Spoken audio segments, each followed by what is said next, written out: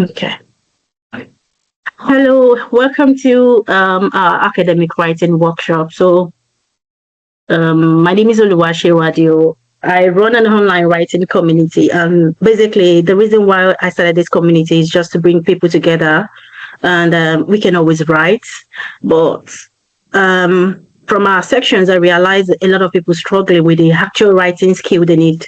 So that is why the first few months of this year, we've been having research skill just to boost our writing skills. So about me, I'm a PhD researcher at the University of Greater Manchester. I'm doing a PhD on research on AI in SMEs. So how to utilize AI to optimize the operational efficiency. So that's what I'm looking at. And I'm the host of this writing community. So this community was started last year, so we can come together and write. And due to demand from participants, they need support with their writing. So that's why we are holding this section. And it's a community, so it's not about me. So if you know there is something you're very knowledgeable about, you can reach out to me so you can share with others. And it's always beneficial. We all learn from each other. And it's a monthly section. So we'll be back to our normal routine. Every month we have two sections where you work on your individual piece. It could be your assessment, it could be your PhD thesis, whatever you're working on. It could be an article. So you can get to do your writing individual project. So like I said, last section we talked about thinking hats, and I'm just going to refresh us what thinking hats is about. So it's a model by De Bono. It's a thinking hat. It's used to make decisions. So based on the scenario or the situation at a particular time, you wear different hats, and there are six hats, and they made it quite interesting that they gave different colors to these hats.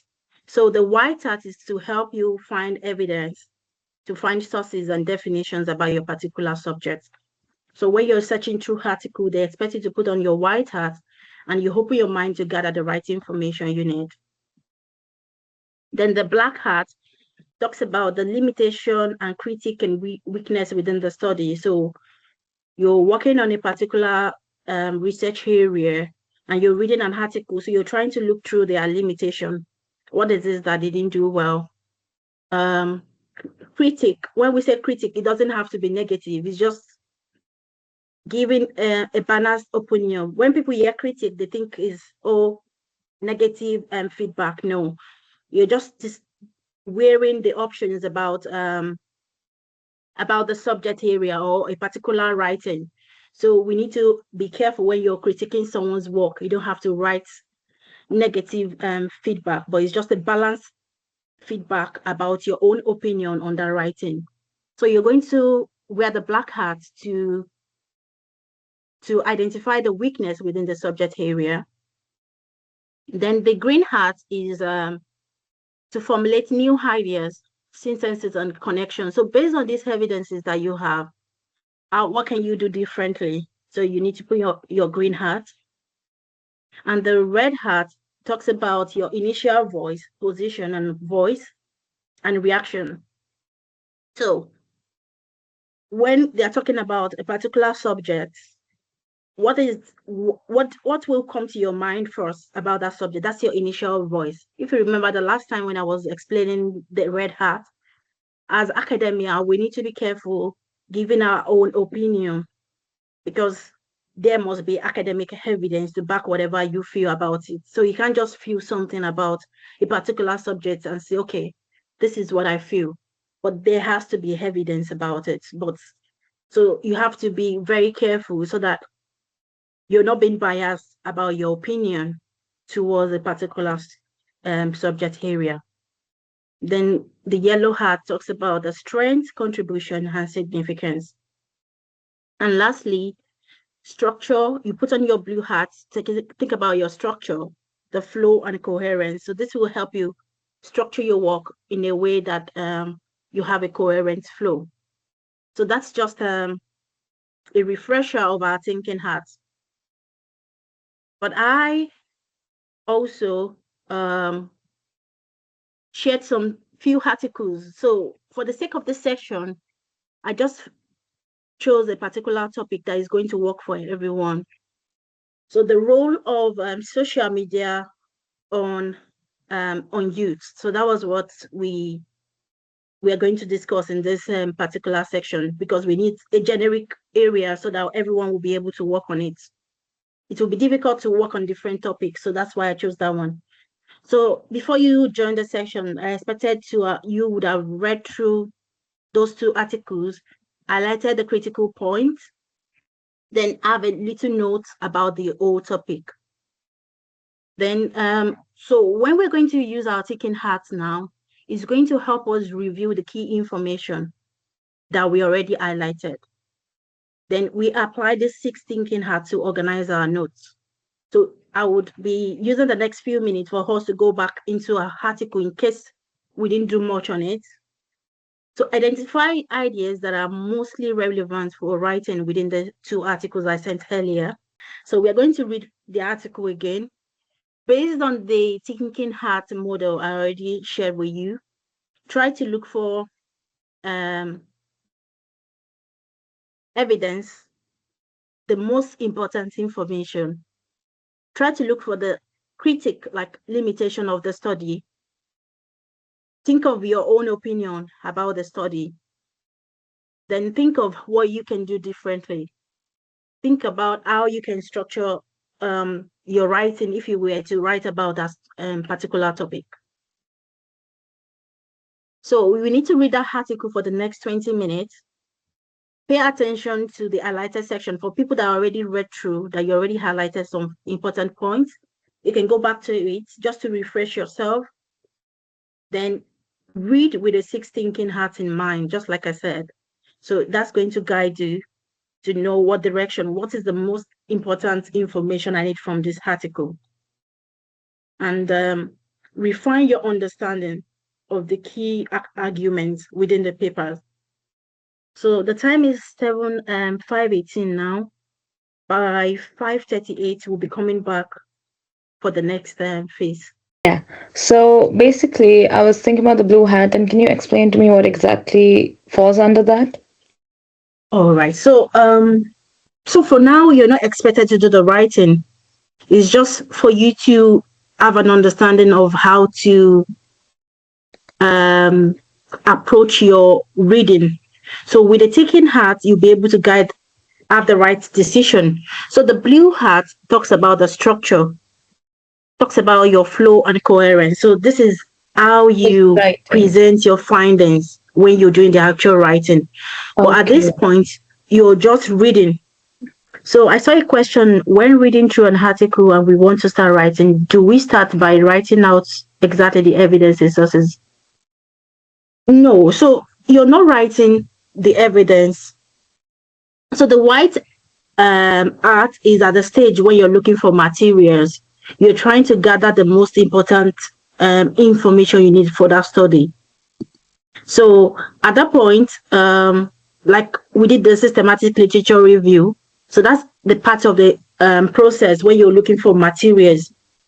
So once you have the information you need, even on the articles, when you get those articles, most of the time, the information in the article is not everything that is relevant to your study.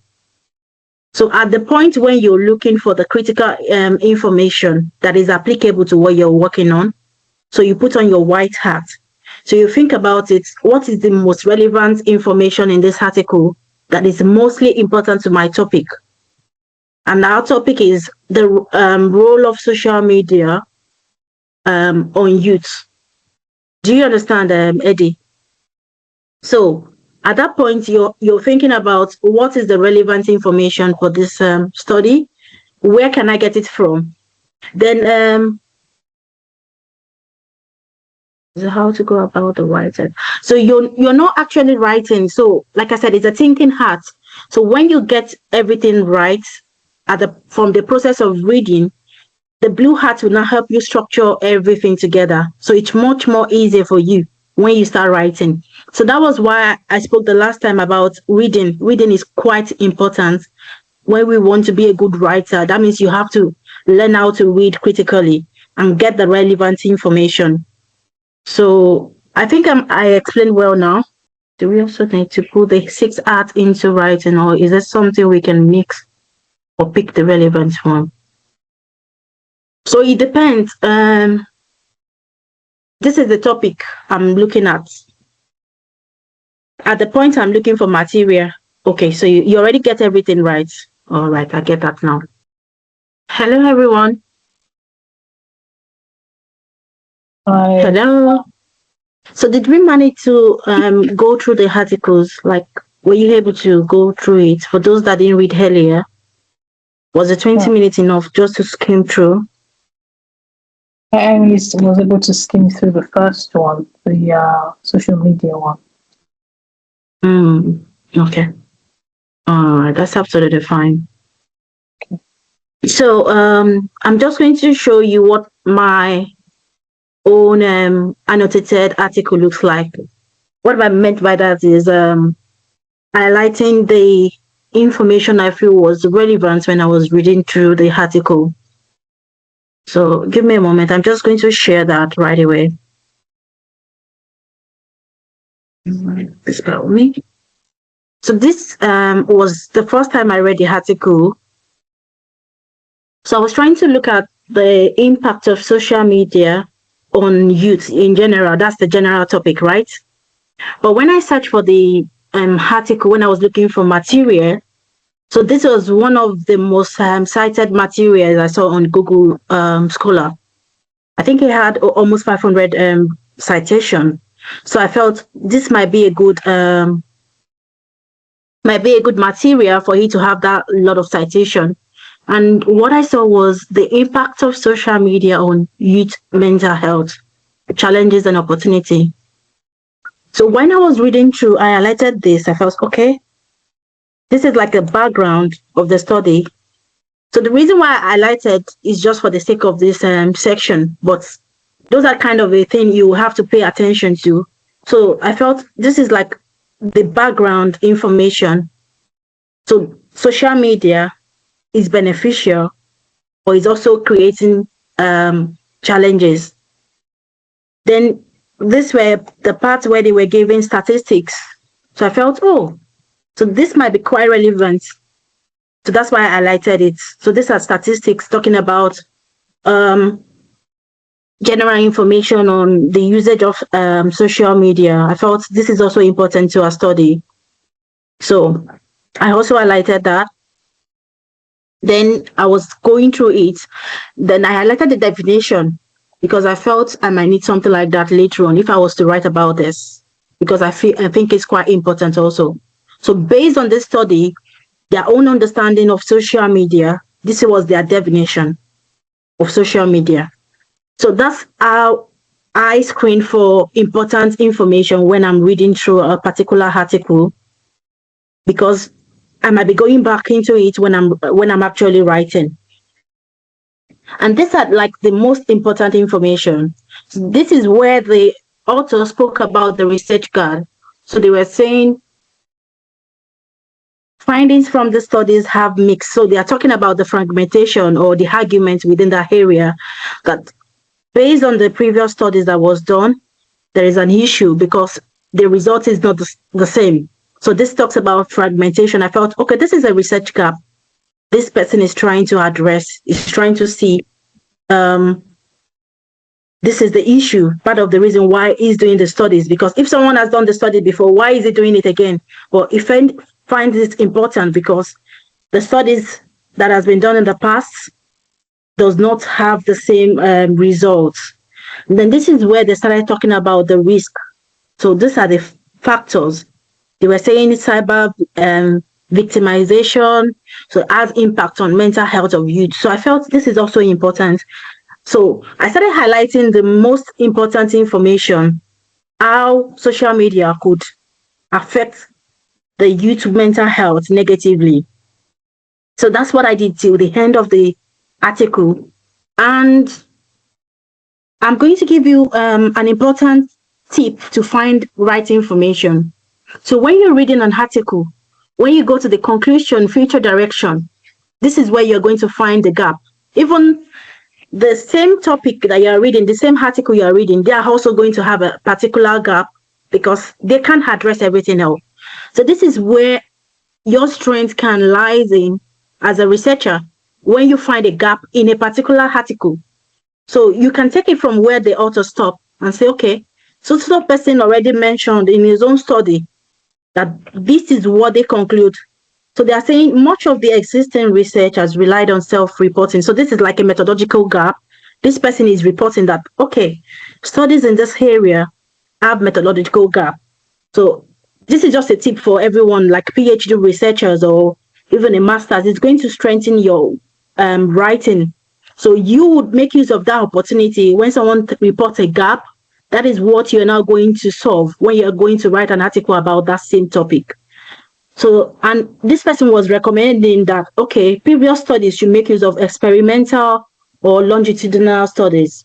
So that's another way to find most important. So if I'm reading a topic, the first thing I will first go through is I go through the introduction, the first paragraph of the introduction.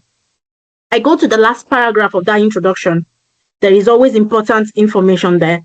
So if this was a proper empirical study, I go to the methodology because there will be like a methodology. So that's the approach of the study. What did the person do? Then I jump all this information. I jump the literature review. I go to the conclusion. That is where I'm going to find my research gap. So those are the first thing I always came through when I'm reading an article. And it helps you find the vital information on time to know if that article is actually relevant or is just going to be a waste of time. Then once you see that based on what you read briefly, you are now able to go into the article in more details. And you see, there are lots of things I highlighted here, which might be useful at the end of the day for my writing, but mostly it's going to help me have a background information about the topic. So same thing with the other article. So the same thing we did. I'm not going to run through this one as much as that one. So it's the same thing. They were trying to talk about the negative effect of social media. So that is how you can find information from an article and not just finding information, but find the ones that are actually relevant to your studies. Do you understand, everyone? Yes, it's clear. Thank you. All right. Yeah. So can I ask a question now, or we should wait till after? You can ask your question, so because it's going to inform me. Yeah. So when I was reading this impact of social media and youth mental health, I was going through trying to wear the different hats, and the title is Challenges and Opportunities. Is it safe to say, bearing in mind that I'm still a novice, is it safe to conclude or just assume, it's not an assumption. Is it safe to just say that for me, the challenges, the percentages they gave for the challenges, the impact, it was just less than 20%. And the positive aspect of social media youth mental health is like from 69% to 77%.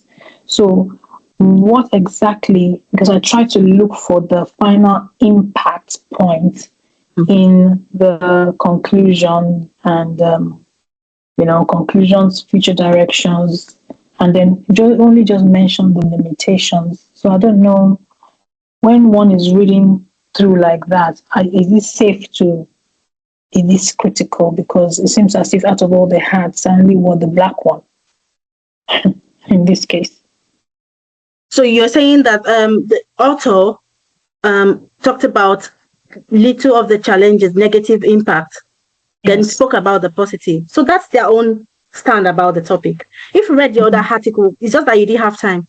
The other article did not see any positive impact of social media.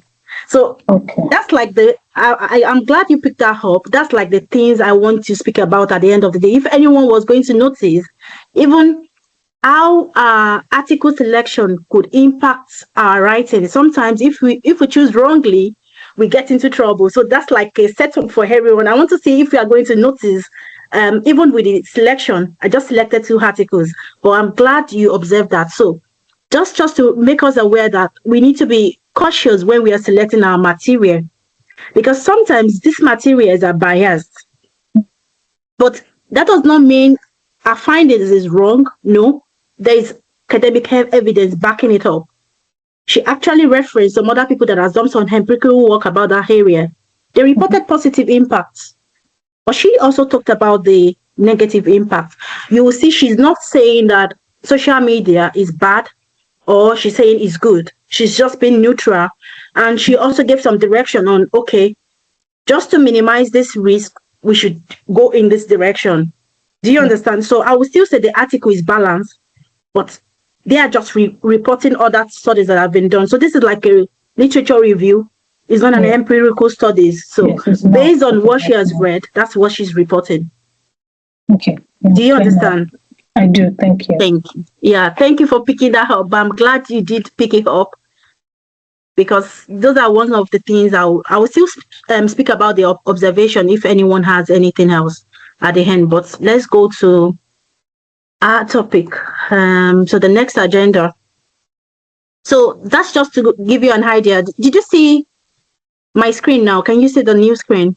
I'm trying to share this. Okay. So this will now lead us to our second activity.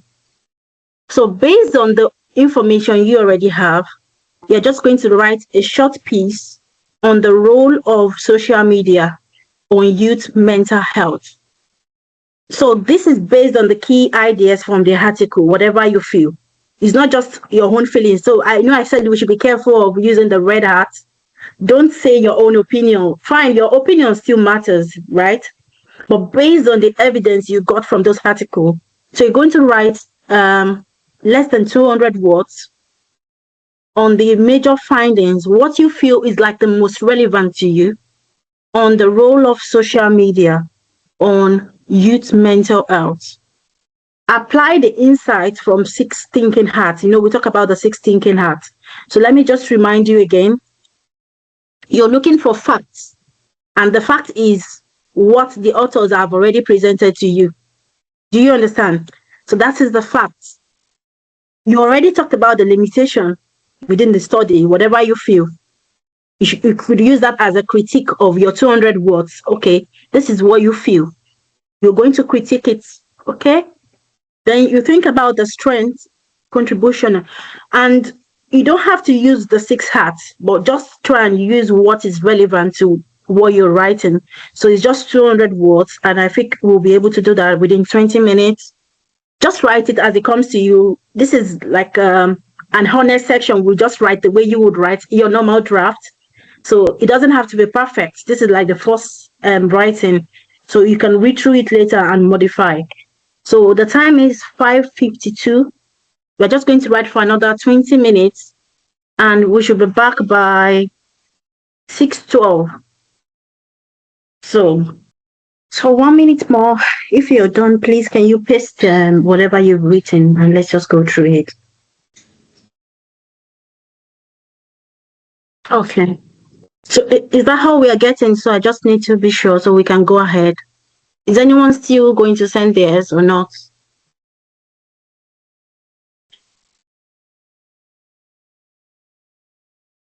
Useni, would you be sending yours? And Chinyere Edith said she's unable to write where she is, so I understand. So I think we'll just go ahead. So let's start with this symbol. So well done, but the thinking hat is just to guide your thought process when you're writing. So you're not supposed to like reference, but it still makes sense. You're trying to highlight what you feel based on the hat, but that's absolutely fine. We were still going to modify our writing. Then, yeah, Keisha, well done. This is quite detailed also. But based on your writing, there's no reference on it. Who said what? You know, we had 2 articles that was reviewed, so that's missing there. but it's quite interesting to see also. Then Hannah also, I like your summary. Everything is good. So everyone did a good job. Like I said, we are not judging each other. We're still going to refine this particular writing piece. So what I observed here is for this write-up, we have so many points we are trying to prove. And I say that's the issue we have as students in general. They're given an assessment, write 1,500 words. And you're like, you have so many ideas and you're unable to prioritize which one is like the most important for you. So this happens to me also. If you want to approach writing in a different way, you need to think about the most relevant point for you. What exactly is my focus in this area? But when you have too much points, you end up not being critical enough because you want to touch on every point. Okay, well done. I can see a message came in. Okay, no. So that is why there is this writing model where I'm going to introduce right now.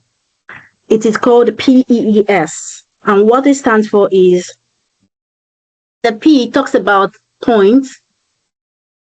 The E talk about the evidence. And the other E also talks about example. And S talk about summary. So what this model is trying to do is at every paragraph when you're writing, you're only focusing on a particular point you're trying to make. So you're not putting more than a point on a particular paragraph. So if your point is social media is causing harm to the students or to the youth, so in that paragraph, that's the only thing you want to talk about. You talk about how it's affecting them based on the evidence from the article. That's when you now need to say, so person talked about this in relation to the point you're trying to make. You can give an example in an instance where that thing is actually happening. And at the end of your paragraph, you want to summarize your whole point together.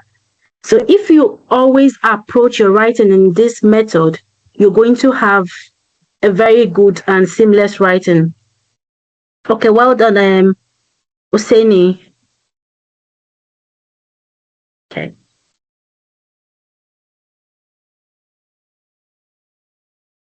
So this is what I want you to now do differently with this your write-up.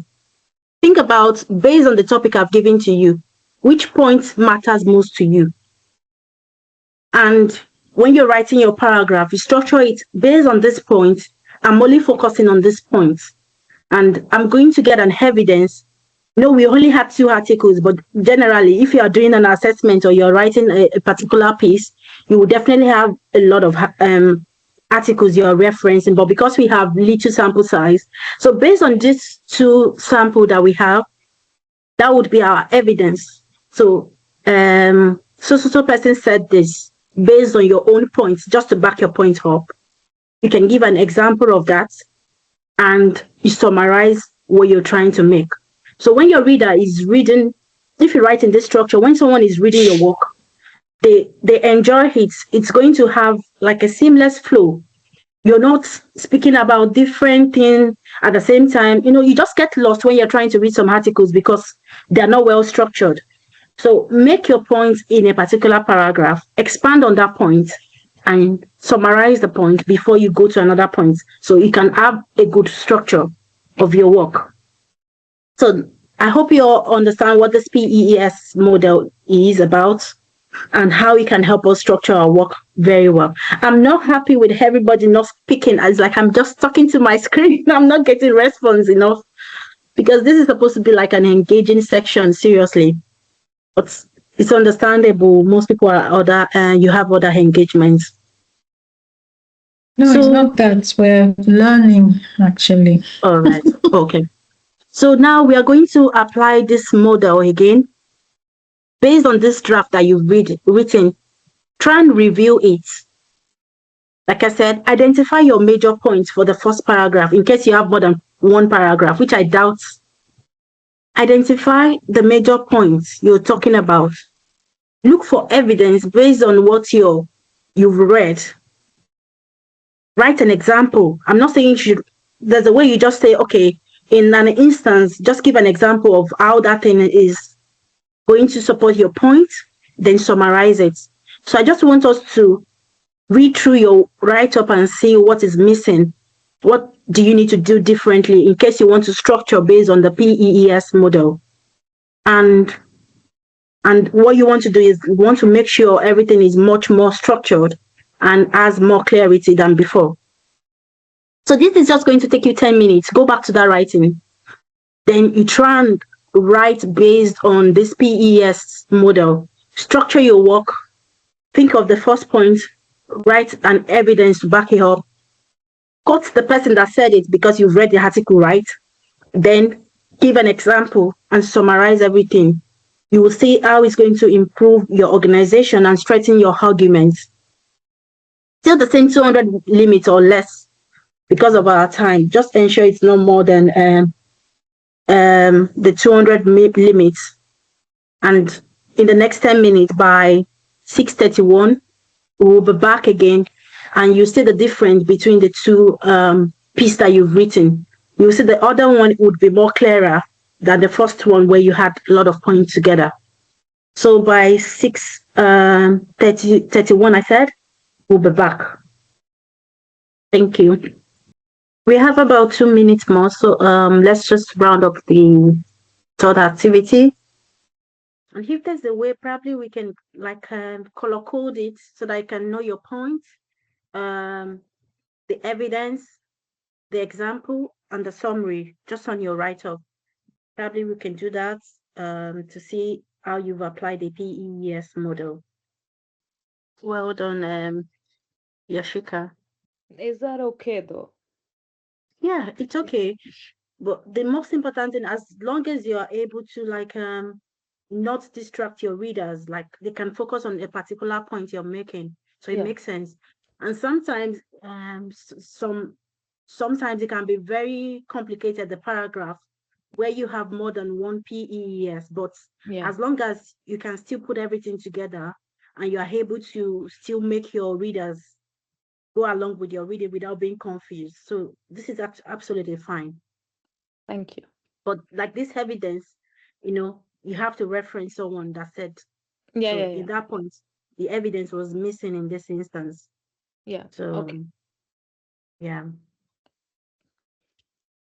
So are we done? I'm waiting for Anna Useni symbol.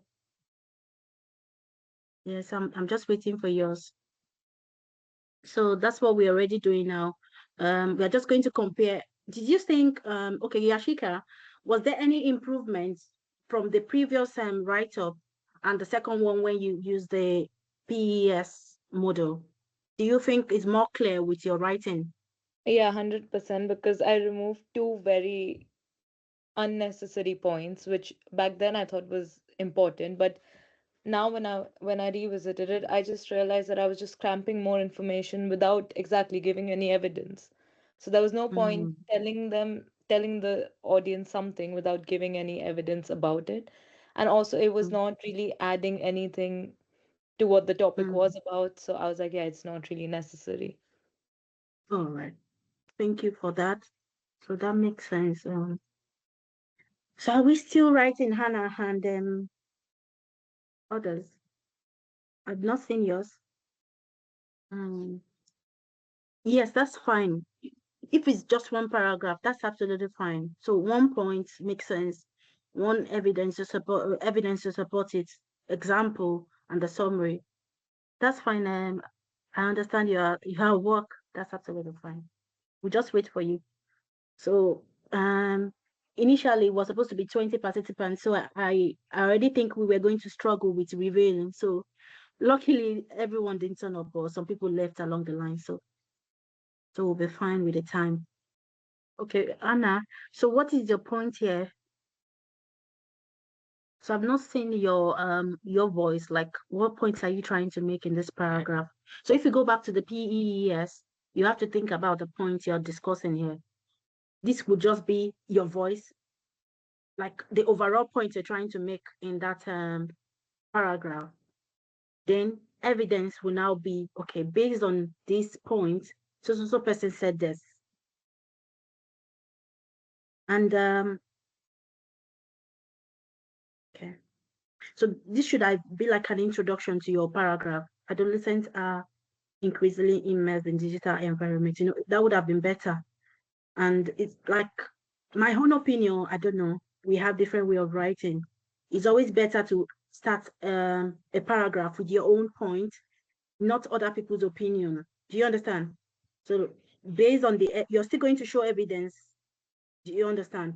So you just say, okay, this is what I'm trying to talk about in this section. So you're not referencing someone at the beginning of the work. So these adolescents are increasing in mass and digital environment could be like your introductory point. Then this Nessie would have been an evidence to support your point. You're welcome. So just Usaini and Adesimba remaining. Oh, are you not working on it at all? Okay, that's fine. So I'm just going to I'm sorry share my about whole. that. I just got distracted with the task quickly. Sorry Yeah, about that's that. okay. It's okay. But I'm still here. All right. So you can see from the from Hannah's write up and from Anna and Yakisha. So we could say there's a little difference to what you've done before. So basically, if you have been conscious of approaching your writing using this model to make your work very, very coherent, everything is going to be easy for your audience when they're reading at the end of the day. So I'll just share my own paragraph I wrote. And this is just it. So I did social media usage continues to increase exponentially among youth, and the need not only to minimize its negative impact on mental health, but also to enhance its potential benefits. So that's like the point I'm trying to make. Okay, there's need for us to focus. So that was what I found important. Like I said, if we all read a particular article, we will always have different meaning to it. We always have different opinion. But what I can pick is that there is a need for us to balance that negative effect because it's quite much. Then this is my evidence here. So I'd be advocate for parental, institutional, society, and social media platform support in reducing associated risk. So that's my evidence that, okay, someone is talking about this risk needs to be balanced. It's still the same point I'm still trying to talk about here, but it's just an evidence. And this is an example here. So according to the authors, they talked about the measures that can be used to balance it. So this is my example. Such measures include promoting responsible social media usage through reduced screen time, parental control, limiting use to less than 2 hours per day, and platform level regulation of content that may exert negative influence. So that's like an example of how this impact can be minimized. Then I go back just to summarize. This is the old discussion we had here. So when effectively implemented, I meant when social media is adequately managed, these strategies present an opportunity to mitigate mental health risk while enabling social media to serve as a supportive platform for promoting positive mental health, well-being among youth. So what you will observe here is I didn't try to summarize the whole article. We will have issues. It's a whole lot to cover under 200 points. So 200 words is just very small to write about the whole article or what you feel. My own focus here is how do we balance? So this paragraph could just be maybe, it's not even the introductory part of my write-up. If I was to write a full article about this, it's just a paragraph talking about balancing the negative effect of social media on youth. So that's part of the issues we have. We want to write so many points at a particular time, and we are trying to struggle, put everything together. But if I want to become more critical with my writing, I could do something like this. So the impact of social media on youth has increasingly become a highly debated subject with conflicting arguments regarding its influence on adolescents' mental health. Several scholars highlight the rapid rate of digitalization driven by technologies such as smartphone, internet access as a major factor behind the rise. So this is like an introduction. However, growing attention has been drawn to its negative impact on youth mental health, including increasing rates of self-harm, suicidality, and depression. Then this is my evidence here. Abi confirmed that active social media use affects adolescents' mental health. So I'm talking about how it's affecting negatively through addiction, limited sleep, reduced social skills, highlighting that the level of impact varies across individuals. I think one of the studies talked about how girls are much more affected. So with girls and young women more susceptible due to rising peer pressure. Now, this is how to become critical when we are writing. You compare studies to see what they are doing. So this is like a critic. But the other author did not see any positive impact. Nays, on the other hand, emphasized that adolescent exposure to social media increases mental health risk. Okay, I'm still talking about how it's affecting negatively through cyber victimization, social pressure, self-injury, and suicide. In contrast, so this is where the comparison, the critic take place. In contrast to Abi's study, which identified no positive impact of social media. So this one is not even talking about any positive aspect of it. NESI 2020 highlighted potential benefits, including increasing social connection among adolescents, promotion of mental health awareness and support, and opportunities for mental health diagnosis and treatment. So here, I'm trying to say, Abby does not have anything good about social media. They think social media is not good. But NESI says it has negative impact and positive impact. So that is how you critique when you're writing. So going beyond the PES, you have to think of it when you have so many articles and everything.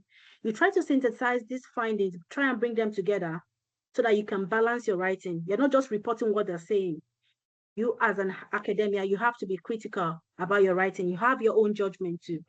So in contrast to this, but the end of it, I'm now summarizing the whole thing.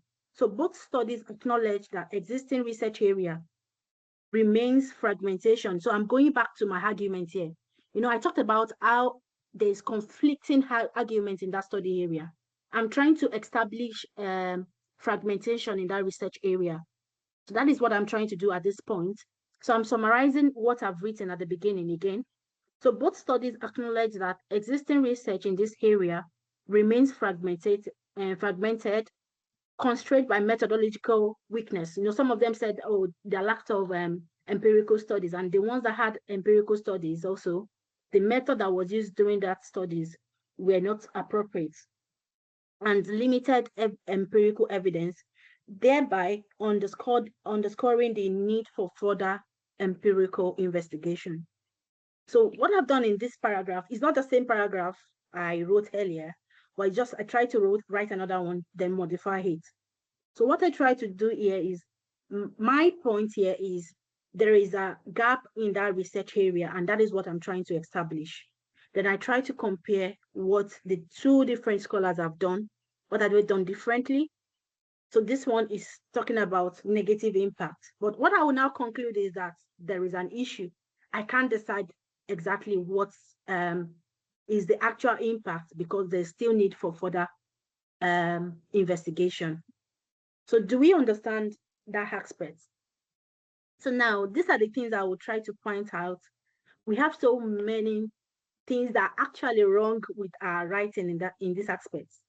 And this boils down to the article selection. So number one, if I'm claiming that there is need for further empirical investigation, and I'm quoting an article of 2020. Do you understand? So deliberately, I chose those two articles to see how our source can actually affect our writing credibility. So if I'm saying 2026, 6 years later, I'm still saying that there is need for further empirical evidence. So I doubt someone else would have done something on it. So that's one issue. Second issue was that those two articles, none of it is like an empirical study. They were just literature review. It's not even systematic. It was just like synthesis of different articles. You see that they're just writing. The methodology is not even included in it. So our sources have impact on the quality of work we produce. So reading plays a critical role in our writing. There's another point I want to make here. Deliberately, I limited the word counts apart from time, but for us to have a few of the issues we have when we are writing. We don't have to put all ideas. We don't have to put all points together. Always find the most critical one. And part of the ways you can find the most critical one is finding the research gap. So if someone have already solved something, just go and find the research gap. Focus more on those areas instead of like repeating every other thing, telling story about what someone have already solved. So focus on the most important point based on the research gap in that area. It's going to have a different impact, and your work, when people read it, it will have more impact than just telling stories about what people have done. So most times we have too many ideas we want to present, and there is always limitation. Like another thing, there's something else that I wanted to talk about. Although these articles were good sample, let me just share my screen quickly. Can you see this screenshot? Yeah, so when I search for articles talking about the role of social media impact, you will see that this Abby had 1,000 plus. So that means it's actually a good one. But the major thing is it still relevant till date? So even if you have 1,000 citation, does it still make it relevant to your studies? So let's try and get new studies. And also the other one had, I think it's 400 something. I took a screenshot of that also. Let me see. I can't find it, but it's just to show you how our sources could impact the kind of quality of work. Try and read about your subject as much as you can. You can't eliminate reading from writing. If you want to have a good writing piece, you need to read widely. Read about the subject as much as you can so that you can have a lot of information that you need that is actually relevant.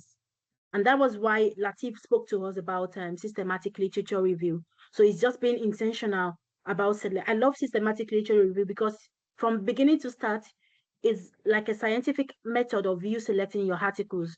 You are being careful with the kind of information. You are even telling your audience the kind of limitation. This is the scope of my studies. This is what I'm focusing on. So from your search strategy to the end, you are intentional about this kind of sources you're looking for. And is always defendable because this is the method I've used. Is a process. There's nothing confusing about it. So let's be intentional when we're selecting our piece. And let me just go back to my slide. Sorry. So those were the kind of opinion, some of the points I wanted us to learn from those sample size.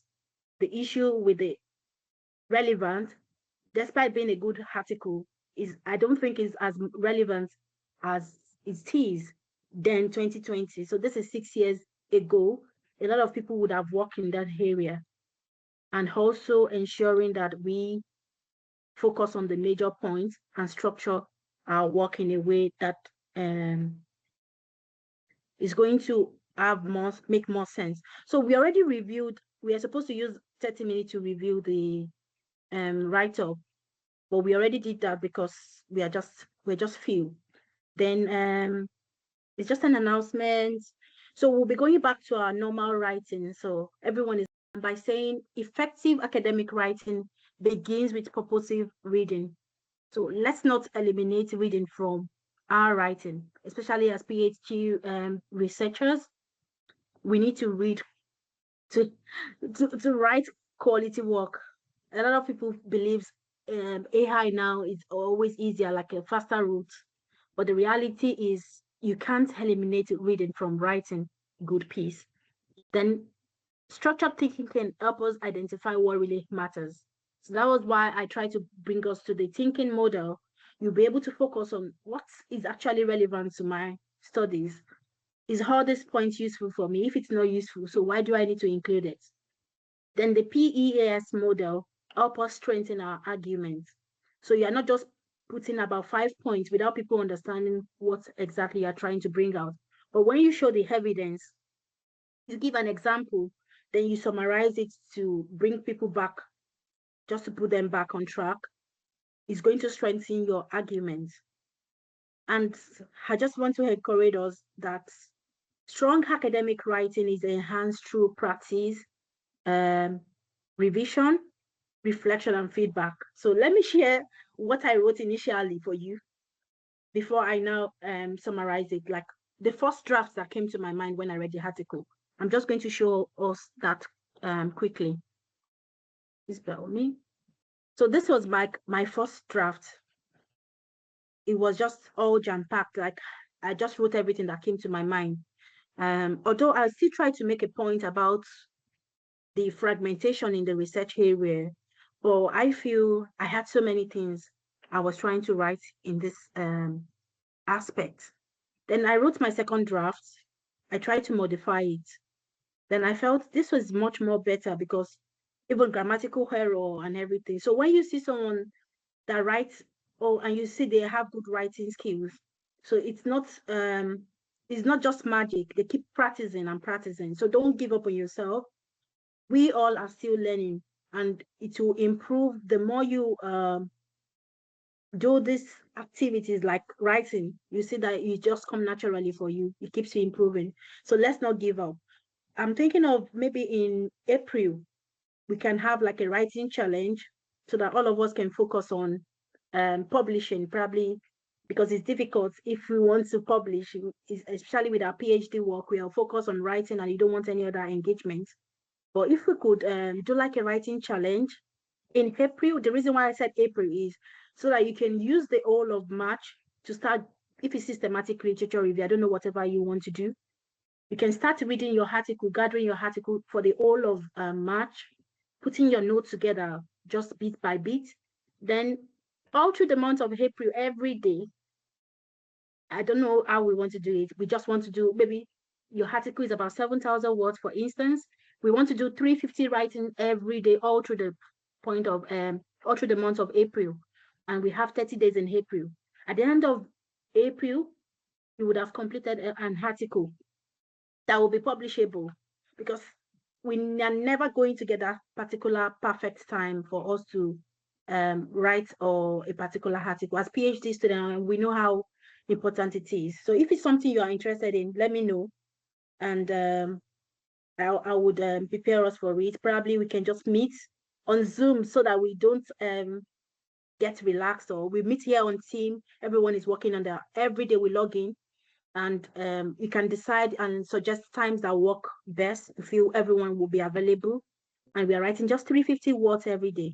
So we did 200 words in how many minutes? In 20 minutes. So 350 in 1 hour. We can do it, right? So it's something we can do. And at the end of April, everyone has an article to publish. Then we can also look at collaboration later on. So those are the part of the things I'm trying to use this platform for.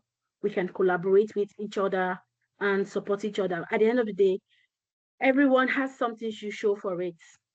So thank you so much. I really appreciate you all for joining. If you have any questions, um, let me know. And you can connect with me on LinkedIn. Let me be glad to get feedback from you guys.